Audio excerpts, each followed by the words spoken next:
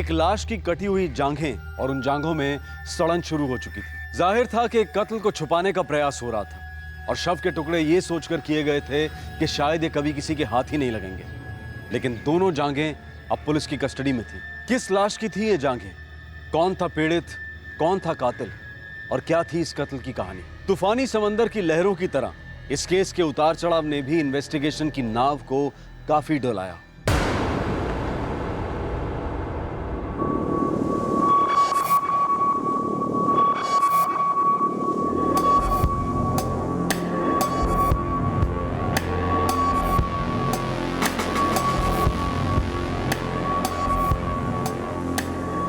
Body parts हैं, जांघें मालूम होती हैं। लगता है किसी ने लाश के टुकड़े टुकड़े करके बिखेर दिया है। सर विट्ठल शिंदे और नाइक को सर्च पर लगा दिया है, पूरा एरिया छान रहे हैं। सर यहाँ पर समुद्र का पानी आता है हाई टाइड में, हो सकता है ये टुकड़े उसमें बहकर यहाँ आए होंगे। मशवरों से भी बात की है समुद्र में लुकआउट के लिए। समंदर बहुत बड़ा है विश्वास।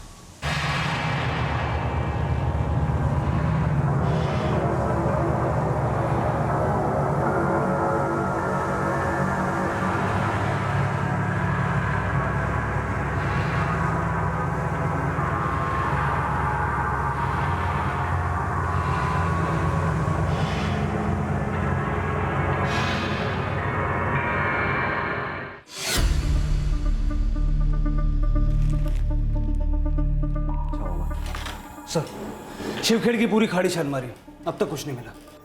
तो ढूंढो और ढूंढो, तब तक ढूंढो जब तक कुछ मिल ना जाए। अगर जांघें काट के लाश से अलग की हैं तो बाकी के टुकड़े भी जरूर कहीं ना कहीं फेंके होंगे। सर हो सकता है कि लाश के अलग अलग टुकड़े जरूर किए हों, लेकिन फेंका सबको समंदर में। हो सकता है विश्वास, समंदर जांघों को हम तक लेके आया है तो सर हाथ धड़ कहीं और किसी न किसी किनारे पर जरूर पहुंचाए होंगे। एक काम करो, आसपास के समुद्र तट से लगकर जितने भी पुलिस स्टेशन और मछुआरों के यूनियंस हैं सबको रेड अलर्ट पे रखो और कोस्ट गार्ड को भी इन्फॉर्म करो। सर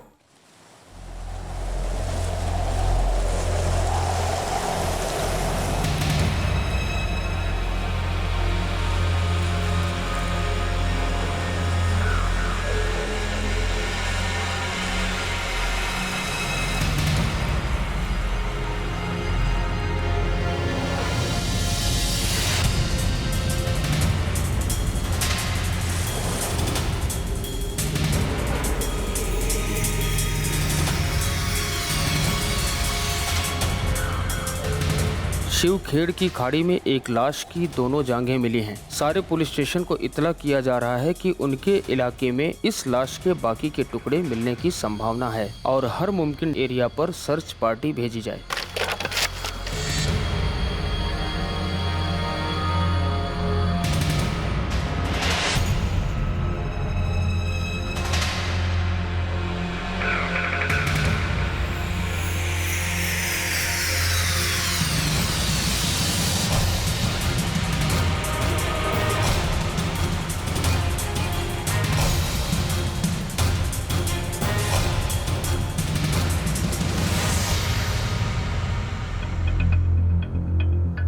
प्रिलिमिनरी राउंड से तो कुछ भी पता नहीं चल रहा है। मुझे नहीं लगता कि हम इसे यहाँ एनालिसिस कर पाएंगे। सर इसे हम स्टेट फॉरेंसिक लैब में भेज दें क्या, कंप्लीट एनालिसिस और डीएनए सैंपलिंग के लिए? ठीक है, भेज दो। अंदाजन कितना टाइम लगेगा डॉक्टर? मैं अंदाज़ा भी नहीं बता सकता कि कितना टाइम लगेगा इंस्पेक्टर। फॉरेंसिक मामला है, वो लोग ही शायद आपको एक रफ टाइमलाइन दे सकें, लेकिन एक बात तो है, वक्त लगेगा काफ़ी। Thank you doctor. सर 48 घंटे हो चुके हैं लाश के टुकड़ों को मिलकर। हमारी टीम के अलावा 7 और पुलिस स्टेशन के एरिया में दिन रात सर्च हुई, लेकिन कुछ नहीं निकला। इन 7 पुलिस स्टेशन से मिसिंग कंप्लेंट्स मंगवाओ। सर ये जांघें हमें 18 अप्रैल को मिली थी, तो 11 अप्रैल से 18 अप्रैल तक के मिसिंग कंप्लेंट्स मंगवाता हूँ। ओके।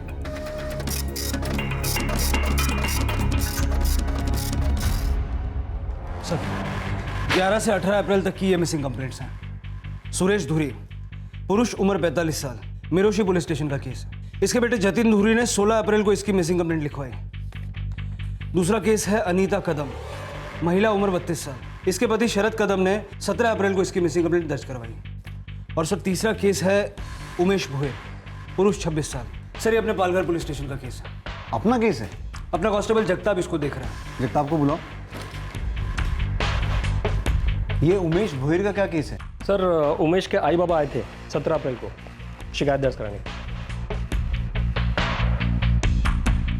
मेरा बेटा उमेश कल रात से घर नहीं आया। कहाँ काम करता है? पालघर कंटेनर यार्ड में हेल्पर है साहब। साहब मैं पालघर कंटेनर यार्ड गया था पूछताछ करने के लिए। वहाँ बोले उमेश भोईर 16 अप्रैल को ड्यूटी पर आया था, पर उसके बाद कहाँ गया मालूम नहीं। उसके फ़ोन रिकॉर्ड्स? सर 16 की रात को स्विच ऑफ हो गया। आखिरी कॉल अपने दोस्त राशिद अनवर को किया उसने। ये राशिद क्या बोला? साहब मैं राशिद अनवर और उसके बाकी दोस्त दानिश अजीज और गुरु दावने से मिला। वो बोले थे उमेश भोईर अच्छा लड़का है, कोई लफड़ा वगैरह नहीं, पर एक लोचा है साहब। क्या लोचा? साहब उसके सारे दोस्त गंजेड़ी हैं और वो बोल रहे थे कि उमेश भोईर भी गंजेड़ी था। हाँ साहब, हम लोगों का तो रोज़ रात को मिलना होता है साहब, लेकिन उमेश नहीं था साहब। उमेश ने 7:25 पे आखिरी कॉल किया था अपने फ़ोन से, और फ़ोन तुम्हें किया था राशिद अनवर। फ़ोन मेरे को किया था, लेकिन वो नहीं आएगा ये बोला था ये दानिश। हाँ साहब, आप उन लोगों को लगा वो किसी काम में अटक गया होगा। कोई आपस का झगड़ा तुम लोग के बीच? अपन लोग सब बचपन से साथ में, वो थोड़ा बहुत 19-20 तो चलता है, लेकिन अपन लोग का बहुत सॉलिड जमता है साहब। अपन लोग दोस्त हैं एकदम। हाँ, हम लोग दोस्त हैं सब। साहब मैंने तीनों की स्टेटमेंट चेक की है, कोई गड़बड़ नहीं है। वो 16 की रात की बात थी और आज 21 अप्रैल है। पता करो ये उमेश घर तो नहीं लौटा? जी साहब।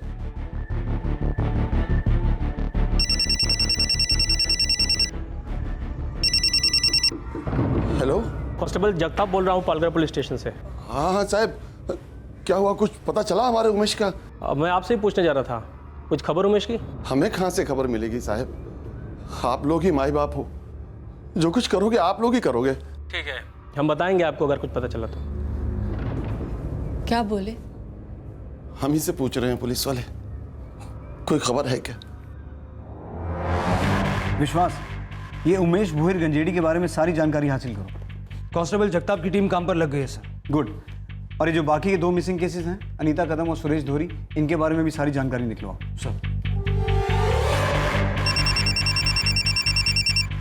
हम ह्यूमन थाइस को एनालाइज कर रहे हैं inspector, but I am sorry, मैं आपको टाइम फ्रेम नहीं बता पाऊंगा। मिस्टर श्याम, आपकी रिपोर्ट आने के बाद ही सही मायने में हमारा केस किक स्टार्ट होगा। उससे पहले तो हम अंधेरे में तीर चलाते रहेंगे। मैं समझ सकता हूं सर, बट हमारी भी मजबूरी है। देखिए बहुत सारे केसेस पेंडिंग हैं और सारे केसेस आपके केस की तरह इंपॉर्टेंट। मैं आपको इतना प्रॉमिस करता हूं कि मैं डबल स्पीड में काम करूंगा, बट इस वक्त टाइमलाइन बताना बहुत मुश्किल है।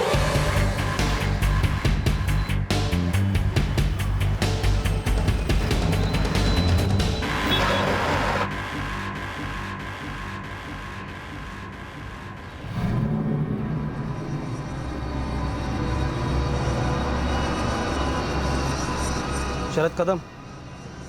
हाँ मैं ही हूँ साहब। तुमने अपनी पत्नी अनीता कदम की मिसिंग कंप्लेंट करवाई थी। अब मेरे को नहीं चाहिए वापस वो, मेरे को पता करने का साहब कि किसके साथ भाग के गई हो, किधर गई, क्यों गई, मालूम नहीं साहब मेरे को।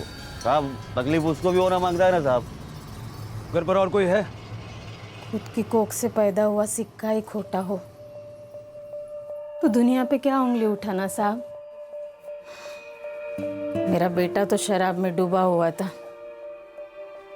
लेकिन मेरे बहू का दम घुट रहा था। चली गई उसे छोड़ के। कुछ तो कहा होगा आपसे? कुछ नहीं, सिर्फ थैली ली और कांदे बटाटे लेने जा रही हूँ कहा मुझसे।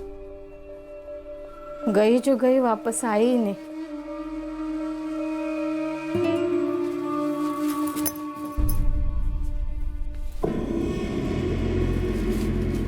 आई, बटाटे खत्म हो गए, कांदे भी 2 ही 3 बचे हैं, मैं लेके आती। क्या करती बेचारी, ना औलाद का सुख ना पति का प्यार।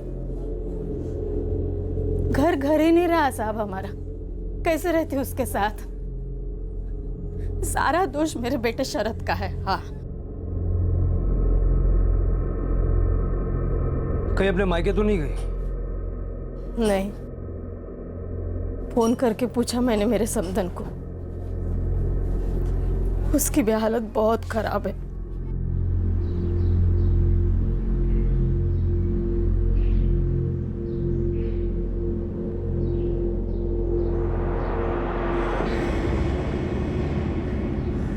हाँ साहब, ये मेरे बाबा है सुरेश धुरी। मैंने कंप्लेंट लिखाई थी मिरोशी पुलिस स्टेशन में। कब से गायब है? 16 अप्रैल को। कोई परेशानी थी? साहब हम गरीब हैं, परेशानी तो साई की तरह हमारे पीछे पड़ी रहती है। खेत में उपज नहीं तो सारी गलती मेरी। कोलू के बैलों से ज्यादा मैं पिसा हूं। अरे जमीन जहरीली हुई, 2 बूंद बारिश नहीं हुई तो मैं क्या करूं? किसी को पड़ी है? नहीं, सब मेरे नाम पर चिल्लाते हैं, मेरा गला दबाते हैं, और तुम दोनों भी। सर पे कर्जा था? सिर्फ सर पे नहीं साहब, सब कुछ कर्ज में डूबा था। एक तरफ बैंक वालों की तकलीफ, दूसरी तरफ साहूकार वाले लोग हर साल फसल के नाम पे हम सिर्फ मजाक काटते थे। मैं खुद 12वीं पास हूँ साहब, पर पूरे इलाके में ढंग की नौकरी नहीं मिलती, सबका पारा चढ़ा हुआ रहता है। इससे पहले ऐसे बिना बताए कभी गए हैं? नहीं साहब, वो दिन तो वो खेत पे भी नहीं गए, पता नहीं कहाँ चले गए साहब। सर, अनीता कदम अपने पियक्कड़ पति शरद की वजह से घर छोड़कर गई, ऐसा उसकी सास का कहना है। उसकी माँ अपने बेटे शरद का बचाव तो नहीं कर रही है? लगता नहीं है सर, इतना पीता है वो, किसी को मारने की ताकत नहीं है उसमें, और लाश के टुकड़े वगैरह करना तो इम्पॉसिबल। सुरेश धुरी भी अपने इलाके के हजारों किसानों की तरह कर्ज में डूबा था सर। कहीं साहूकारों के दबाव में आके सुसाइड तो नहीं किया? सर, मैंने साहूकारों और बैंक के रिकवरी एजेंट से बात की, ऐसा कोई दबाव नहीं बनाया उन्होंने। और सुसाइड किया भी हो तो ये जांघें उसकी नहीं हो सकती, क्योंकि हम एक मर्डर केस से निपट रहे हैं। सर, फॉरेंसिक रिपोर्ट भी अब तक आई नहीं है। फॉरेंसिक रिपोर्ट अगर अनीता कदम, सुरेश धुरी या उमेश भोयर, इन तीनों में से किसी एक की तरफ इशारा करती है तो हमारा गुड लक, और अगर नहीं करती है तो हमें इन तीनों के परे कोई चौथा एंगल देखना होगा। एक काम करो, अपने डिस्ट्रिक्ट के बाहर के जो पुलिस स्टेशन हैं उन सबकी मिसिंग कंप्लेंट चेक करो, पुरानी मिसिंग कंप्लेंट्स भी चेक करो। हो सकता है कहीं दूर किसी को कोई दूसरा बॉडी पार्ट मिला हो।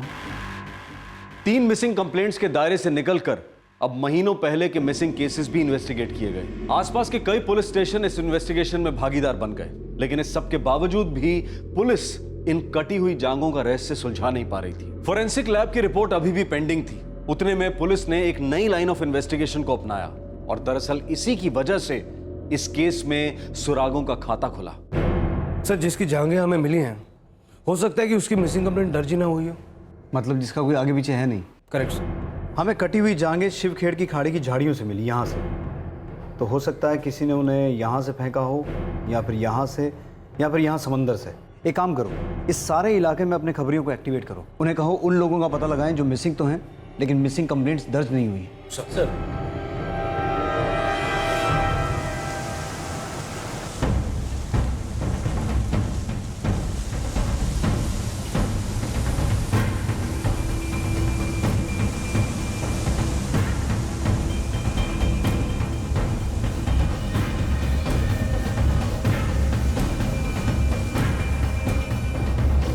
साहब, आपका निशाना एकदम सही जगह पे लगा है। अपने वान गांव के कंसोरी गांव की एक लेडीज़ है, मैरिड लेडीज़ है साहब, मीनाक्षी लोखंडे। साहब, वो मिसिंग है, लेकिन उसके हस्बैंड ने कोई कंप्लेन नहीं लिखाया है। पति का नाम क्या है? नीलेश लोखंडे नाम है साहब, इधर एक छोटी सी फैक्ट्री में काम करता है। और ये मीनाक्षी लोखंडे कब से मिसिंग है? साहब, ये गाँव वाले बता रहे थे कुछ 3-1 महीने से मिसिंग है। 3 महीने? हो साहब, और ये नीलेश एकदम मज़े में रह रहा है, ना कोई कंप्लेन ना कोई टेंशन, एकदम बिंदास साहब।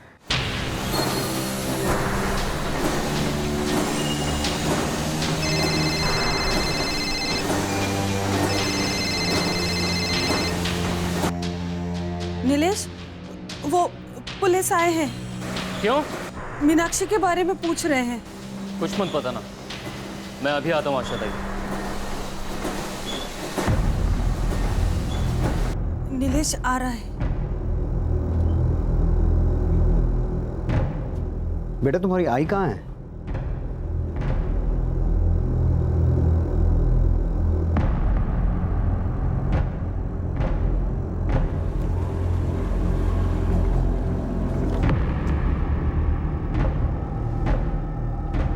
बेटा, जाओ बाहर जाके खेलो। मीनाक्षी, मीनाक्षी 3 महीने से गायब है, लेकिन तुम उसे ढूंढ नहीं रहे हो। इसका मतलब है तुम्हें पता है वो कहाँ है? नहीं सर, मैं नहीं जानता। मैं ढूंढ इसलिए नहीं रहा हूं, वो और मैं पहले से एक दूसरे को खो चुके हैं। अब कोई मतलब नहीं उसे ढूंढने का। मैं खुश हूं बच्चों के साथ। वो तुमसे ना खुश थी? मैं खुश नहीं था उससे, शर्म के मारे गर्दन झुक जाती थी मेरी। ऐसा भी क्या शर्मनाक काम करती थी तुम्हारी बीवी? लत लग गई थी उससे। कैसी लत? मेरी पत्नी को मर्दों की लत लग गई थी। हर हफ्ते कोई नया। मुझसे पेट ही नहीं भरता था उसका। नाम जानकर क्या करोगे? कुछ करोगे? सच में कुछ करोगे? दिगंबर नाम है ना उसका। चलो अच्छा है, नाम जान लिया तो ये भी जान लिया होगा कि उसमें ऐसा क्या है जो तुम में नहीं है। क्या नहीं करता हूं तुम्हारे लिए? अच्छा कमाता हूं, सारे पैसे तुम्हारे हाथ में देता हूं, 2 प्यारे बच्चे अपने, उन्हें छोड़कर तुम अलग अलग मर्दों के साथ घूमती फिरती हो और पता नहीं क्या क्या करती हो। यही तो रोना है कि तुम्हें पता नहीं कि क्या करती हूँ या फिर कैसे किया जाता। मीनाक्षी क्या चाहिए तुम्हें? 2 बच्चे और हाथ में तनख्वाह देने से एक औरत की जरूरत पूरी नहीं होती। एक असली औरत को असली मर्द ही चाहिए जो उसकी हर जरूरत पूरी कर सके। अब इससे ज्यादा और तुम्हें क्या समझाऊं? तेरे हिसाब से मैं असली मर्द नहीं हूं? दिगंबर असली मर्द है? हाँ?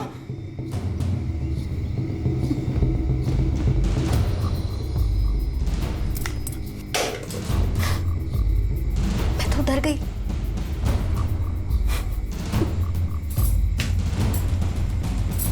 सामने से बोलती थी तुम नामर्द हो, खुश नहीं कर सकते हो मुझे। ऐसे औरत के साथ कोई क्या करेगा? मार डालेगा जान से। मेरे 2 छोटे बच्चे हैं सर। मैं तो पहले से बाप के साथ साथ मां का भी काम करता आया हूं, अब तो पूरी तरह करता हूं। मीनाक्षी गई कहाँ है? गांव में कोई एक प्रेमी हो तो बताओ। ये दिगंबर कौन है? दिगंबर माने का नाम काफी लोग लेते थे मीनाक्षी के साथ। कहाँ मिलेगा? मीनाक्षी के मायके जाके पूछिए, पुराना याराना था उनका।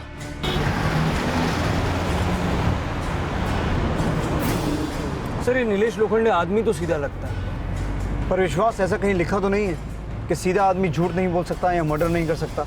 हो सकता है 3 महीने तक उसके अंदर चिंगारी सुलगती रही हो और एक दिन उसने जाकर भड़ास निकाल दी, मार डाला मीनाक्षी को।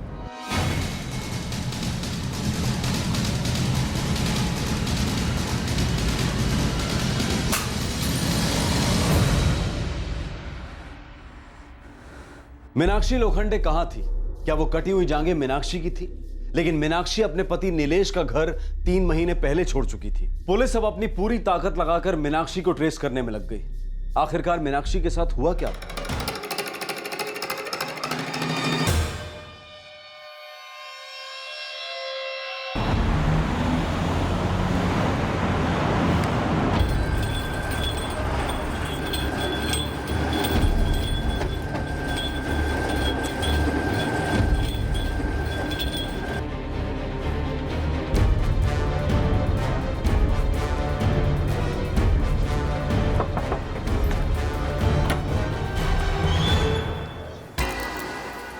जी मीनाक्षी का मायका यही है? बाप हूँ मैं उसका। बोलिए कहाँ है आपकी बेटी? मीनाक्षी हम जैसे नहीं थी, अलग थी, वो गलत थी। नीलेश जैसा आदमी उसे कभी नहीं मिलेगा। वो तो ठीक है, पर इस वक्त मीनाक्षी है कहाँ? हमें नहीं पता और हम जानना भी नहीं चाहते। नीलेश का घर छोड़ने के बाद मीनाक्षी आई थी यहाँ? एक दिन के लिए अपना काला मुंह लेकर बैठी थी यहाँ।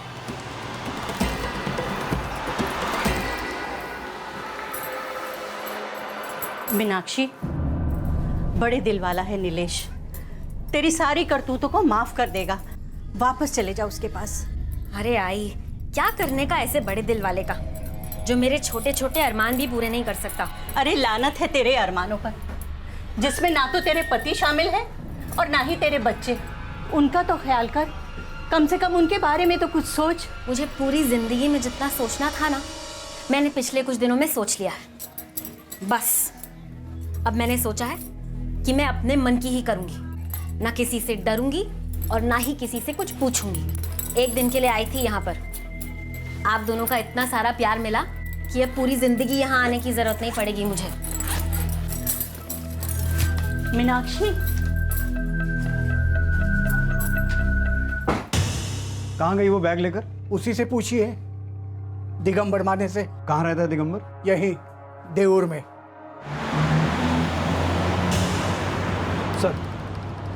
दिगंबर का घर लोकेट हुआ है। एक कांस्टेबल को वहां पर तैनात किया है। वो कह रहा है कि घर पर ताला है और काफी दिनों से ताला है।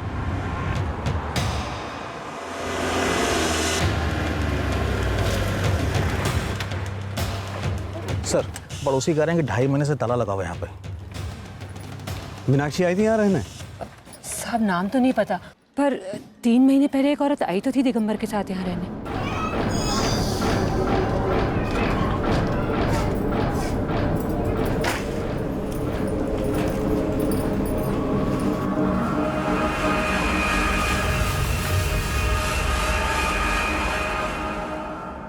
हाँ साहब यही है, पर ये तो किसी और की पत्नी है।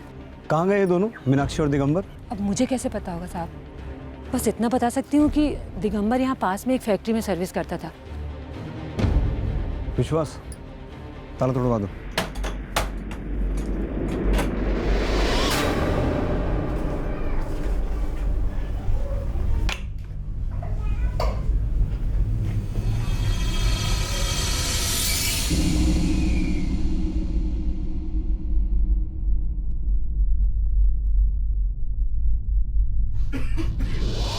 यहाँ कुछ तो जलाया गया है, यहाँ कुछ पक रहा था विश्वास, यहाँ कुछ तो गलत हुआ है।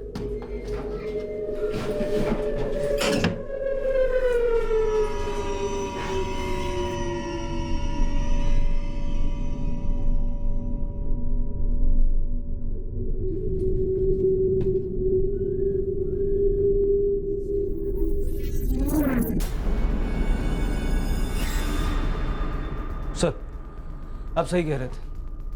2.5 महीने पहले यहाँ काफी कुछ पक रहा था।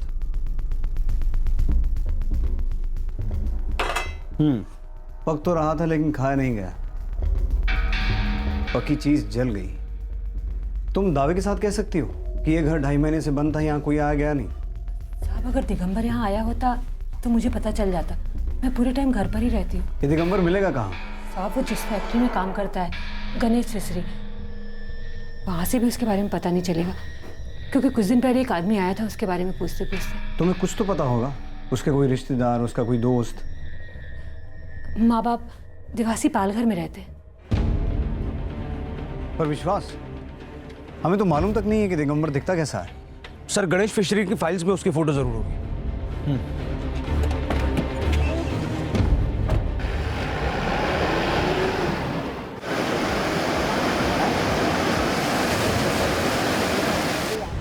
तो ऐसा दिखता है दिगंबर माने? सर, बात समझ में नहीं आ रही। 2.5 महीने पहले दिगंबर और मीनाक्षी दोनों यहाँ से गायब, और दोनों अब तक गायब हैं। विश्वास, मुझे लगता है हम एक नहीं 2 मर्डर सुलझाने वाले हैं। सर, आपको लगता है इस नीलेश ने? हाँ, बिल्कुल हो सकता है। नीलेश ने दोनों का मर्डर किया और बॉडीज को काट के अलग अलग जगह फेंक दिया। कई मिसिंग कंप्लेंट्स को फॉलो अप करने के बाद अब वो एक औरत को खोज रहे थे जिसका नाम था मीनाक्षी लोखंडे, और जिसका अता पता एक राज था। मीनाक्षी के चोट खाए पति नीलेश लोखंडे को लग रहा था कि मीनाक्षी अपने एक प्रेमी दिगंबर माने के साथ कहीं भाग गई है।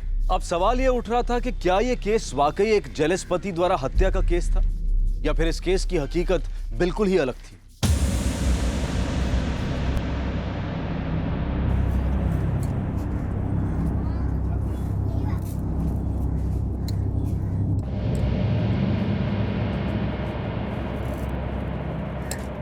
ये दिगंबर का घर है? जी साहब, मैं दिगंबर की आई हूँ। इस लड़की को पहचानती हैं आप? नहीं साहब, बात क्या है? दिगंबर आया था यहाँ करीब 2.5 महीने पहले। दिगंबर यहाँ आया, बोला वहाँ वान गांव में काम नहीं करने वाला है, यहीं रहेगा, यहीं काम करेगा। दिगंबर यहाँ है? हाँ।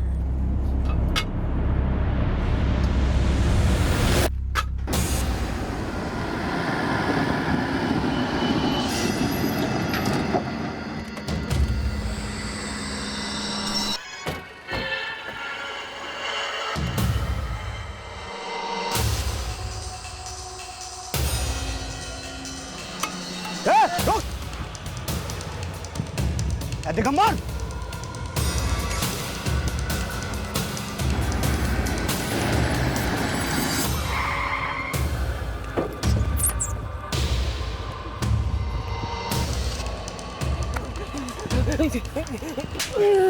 हमें देखकर भागकर तू नहीं जानता तूने हमारा काम कितना आसान कर दिया दिगंबर माने। चल।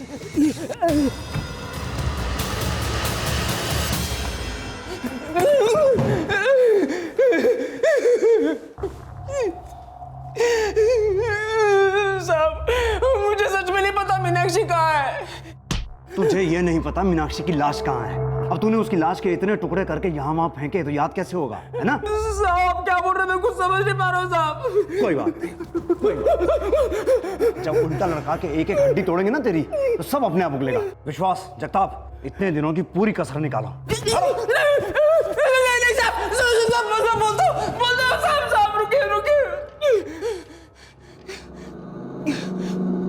शुरुआत से बता। साहब मीनाक्षी के साथ मेरी पुरानी पहचान थी। जब मैं वानगांव में काम करने के लिए गया तब वो फिर से दिखी। फिर से हमारी दोस्ती शुरू हो गई। दोस्ती? चक्कर फिर से शुरू हो गया साहब। हम लोग उसके घर पे मिलने लगे। जल्दी खेलो गीता, गीता जल्दी खेलो, गीता।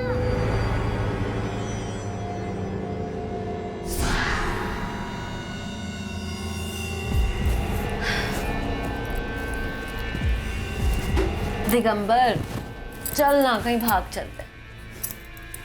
16 साल की थी तब अगर बोलती तो सोच भी लेता। अब तेरी शादी हो गई है, तू बच्चों की माँ है, भागकर कहाँ जाएंगे? बच्चों को मैं संभाल लूंगी, लेकिन उस नीलेश के साथ ना सारी जिंदगी मैं नहीं रह सकती। क्यों? इसमें क्या कमी है?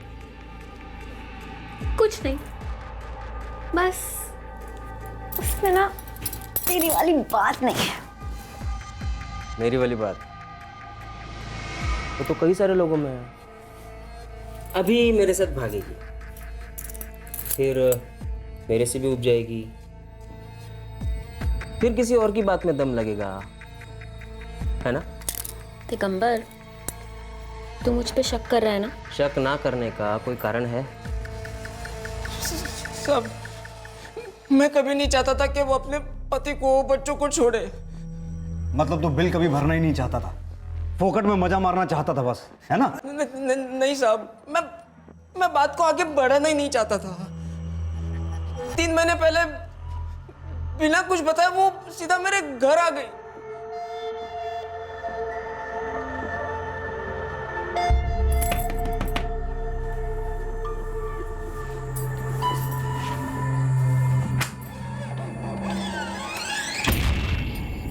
निवाला निगल लो और मेरे लिए भी खाना लगा दो, बहुत भूख लगी है। उसकी भूख भयंकर थी साहब, मिटती नहीं थी कभी। वहाँ वानगांव में नीलेश के साथ थी तब उसका दूसरे मर्दों के साथ कुछ ना कुछ चलता ही रहता था। यहाँ मेरे पास आई तो यहाँ पर भी उसने वही सब शुरू कर दिया, हर मर्द के साथ आंख लड़ाती। मैंने उसे कितनी बार बोला जा अपने बच्चों के पास जा, लेकिन वो नहीं मानी।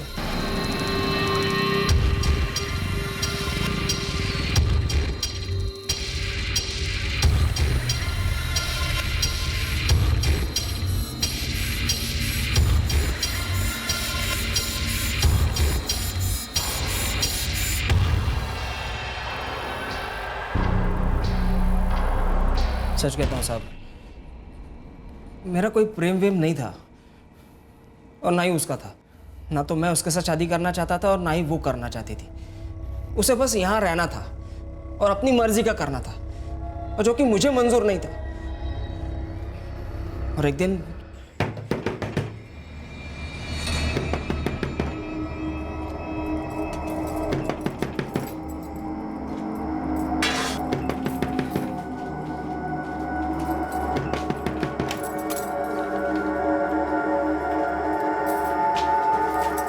मीनाक्षी, आज रात को ही तुम तुम्हारा सामान बांध के रखना। कल सुबह होते ही मैं तुम्हें तुम्हारे घर छोड़ दूंगा। क्यों? क्योंकि तुम मुझे यहाँ पर नहीं चाहिए, इसलिए। पर क्यों? क्या क्यों क्यों लगा रखा है? मैं तुमसे शादी वादी करने वाला तो हूँ नहीं। पलटी मार रहे हो? मैंने अपना घर, अपने बच्चे, सब कुछ छोड़ दिया। क्यों? क्योंकि तूने कहा कि तू मुझसे शादी करेगा। सारी छोटी, मैंने तुमसे कब कहा मैं तुमसे शादी करूंगा? हर चीज बोलने से नहीं समझी जाती है दिगंबर। तूने मुझे अपने प्यार का वास्ता दिया, मेरे साथ प्यार के संबंध बनाए, और मैंने अपना घर छोड़ दिया, बच्चे छोड़ दिए, पति छोड़ दिया। इसका मतलब तो यही समझा जाता है ना दिगंबर कि तू मुझसे शादी करेगा। प्यार, शादी, ये शब्द ना तुम्हारे मुंह से अच्छे नहीं लगते। तुम्हें सिर्फ तन की भूख पता है। शादीशुदा होने के बावजूद गैर मर्दों से तुम उसे मिटाती रहती हो, और ये गंदगी तुमने यहाँ पर भी शुरू कर दी। मुझे सब पता है, समझी? शादी कर ले मुझसे दिगंबर, सब बंद हो जाएगा। बोलना कब कर रहा है मुझसे शादी? आइंदा कभी मुझ पर हाथ उठाया तो जिंदगी भर भूलेगा नहीं मुझे। सीधे जाऊंगी पुलिस स्टेशन और लिखाऊंगी रपट, कहूंगी कि तुमने मुझे अपने प्यार में फंसाया। फिर देखना, पुलिस को भी मेरी ही बात पे विश्वास होएगा। इसे लेने के देने पड़ेंगे ना कि भीख मांगोगे मुझसे शादी करने के लिए, समझे?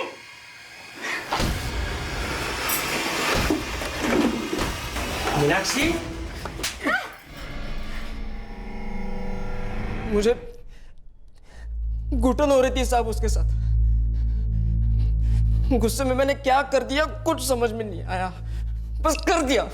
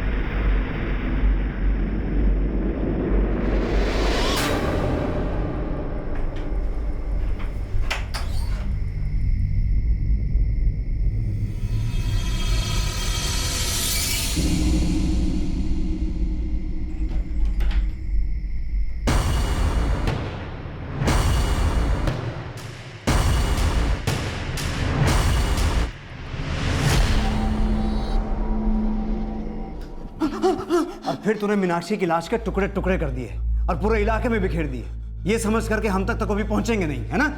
क्या क्या क्या क्या साहब? बन मत, वरना सचमुच उल्टा लटकेगा। लाश के टुकड़े कर दिए साहब, आप क्या बोल रहे हैं साहब?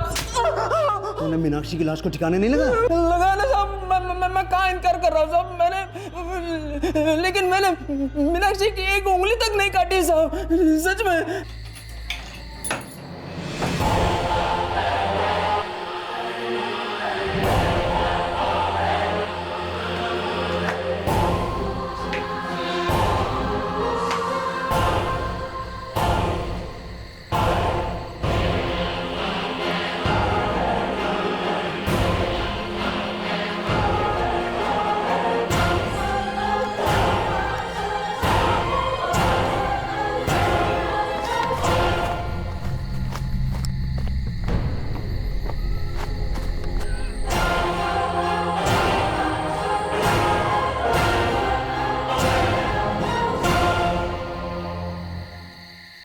लाश को जंगल में फेंक दिया, सोचा जानवर खा जाएंगे। उसके बाद मैं वापस अपने घर लौटा ही नहीं, सीधा अपने गांव चला गया, दिवाशी आई के पास।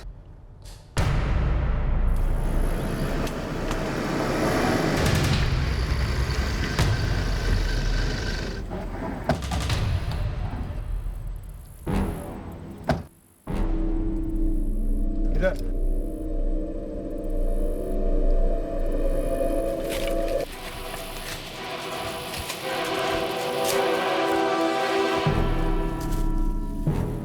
साहब, मैंने लाश यहाँ से नीचे फेंक दी थी।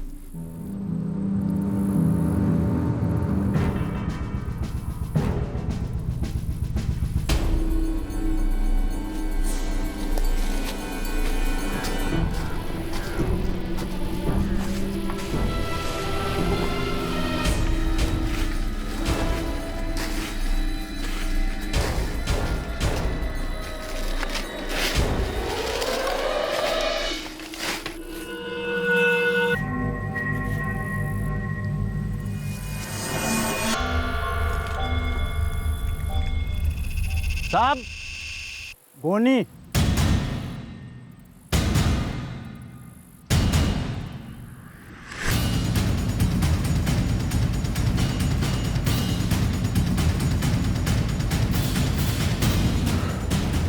सर औरत की बॉडी है, काफी बुरी हालत में है, बॉडी पार्ट्स भी मिसिंग है। औरत की लाश है, एज अर्ली 30s। ज्वेलरी और कपड़े आप आइडेंटिफिकेशन के लिए यूज कर सकते हैं। ये वही हो सकती है जिसके थाइज मिले थे हमें? नो। क्यों? इस लाश के भी बॉडी पार्ट्स मिसिंग हैं। मिसिंग नहीं है, खा लिए गए हैं। इस औरत की बॉडी को जंगली जानवरों ने जगह जगह से खा लिया है, थाइज भी। इंस्पेक्टर, शायद ये वो लाश नहीं है जिसकी आपको तलाश है, लेकिन फॉरेंसिक रिपोर्ट आने तक मैं 100% कुछ भी नहीं कह सकता।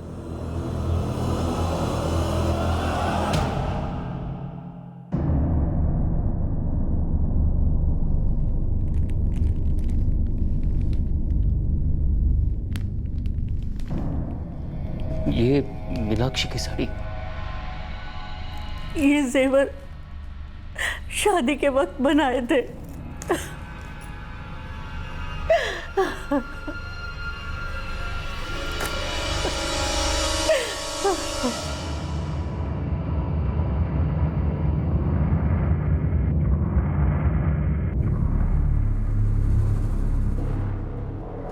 विश्वास, फॉरेंसिक लैब के साथ कांस्टेंट फॉलो अप करो, अपनी प्रोग्रेस उन्हें बताओ, प्रेशर डालो उन पर। सर अब तक 3 बार फोन कर चुका हूँ। वैसे सर अगर दिगंबर ने 2.5 महीने पहले मारा होता तो बॉडी का सड़ना लॉजिकल है, लेकिन जो जांघें हमें मिली हैं वो इतनी सड़ी हुई नहीं है। सर एक खबर है सर। बोलो जगताप। अनीता कदम और सुरेश धुरी वो दोनों अपने घर आ गए साहब।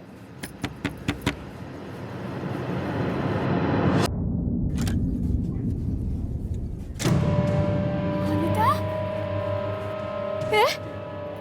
कहाँ चले गए थे तू? आजा बेटा, आजा।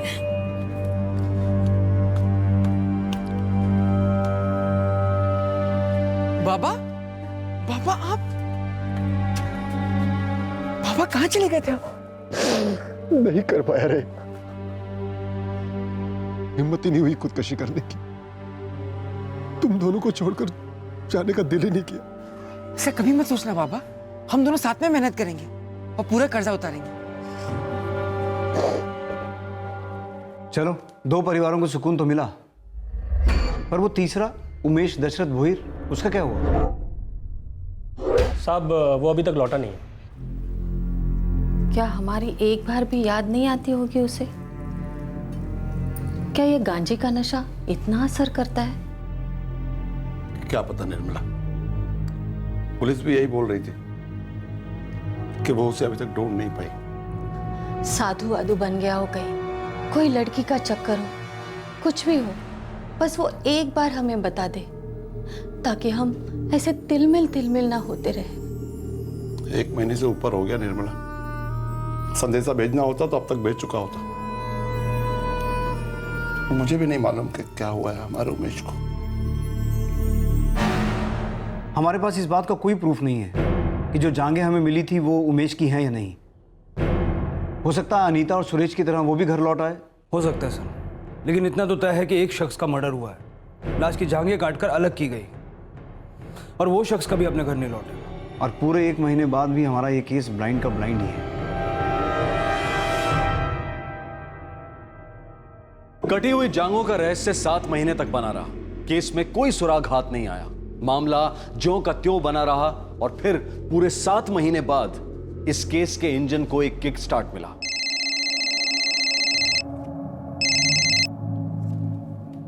बोलिए डॉक्टर श्याम। ऑफिसर, वो ह्यूमन थाइज की एनालिसिस हो चुकी। क्या रिपोर्ट आई डॉक्टर? हमने एक डीएनए स्ट्रैंड को आइसोलेट करके उसे प्रिजर्व किया, जिसमें से हमें पता चला कि ये बॉडी पार्ट्स, ये थाइज किसी 25 से 28 साल के आदमी के हैं। डॉक्टर, आपकी ये फाइंडिंग्स कितनी एक्यूरेट है? वेल ऑफिसर, हमने इतना टाइम लिया ताकि हम आपको 100% दे सकें, बट 1% मार्जिन ऑफ एरर ऐसे प्रोसीजर में होता है, सो 99%। थैंक्स।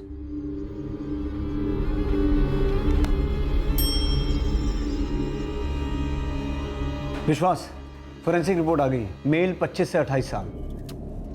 सर उमेश भोयर 26 साल।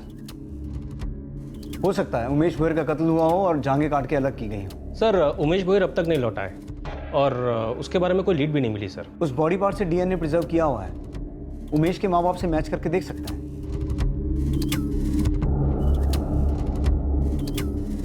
साहब ये डीएनए है क्या? क्यों करवा रहे हैं हम? दशरथ जी, हमें एक लाश की जांघें मिली है। डॉक्टर्स के हिसाब से ये लाश किसी आदमी की है जिसकी उम्र 25 से 28 साल के बीच की है। हमें ये जांघें 18 अप्रैल को मिली थी और आपका बेटा 16 अप्रैल से गायब है। डीएनए समझ लीजिए कि आप दोनों के खून का अंश उस लाश के खून के अंश के साथ मैच किया जाएगा। अगर ये मैच नहीं हुआ तो हम आपके बेटे उमेश की खोज जारी रखेंगे।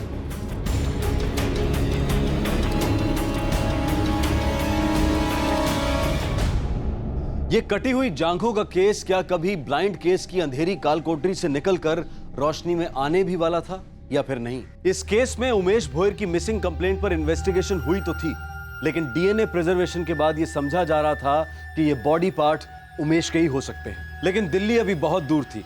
इस केस में और कई ऐसे पेचीदा मोड़ और ट्विस्ट आए इसके पहले कि यह साबित किया जाता कि ये दो कटी हुई जांघें आखिरकार किसकी थी। साथ ही साथ ये भी पता लगाना था कि आखिरकार इतना भयंकर कत्ल हुआ क्यों।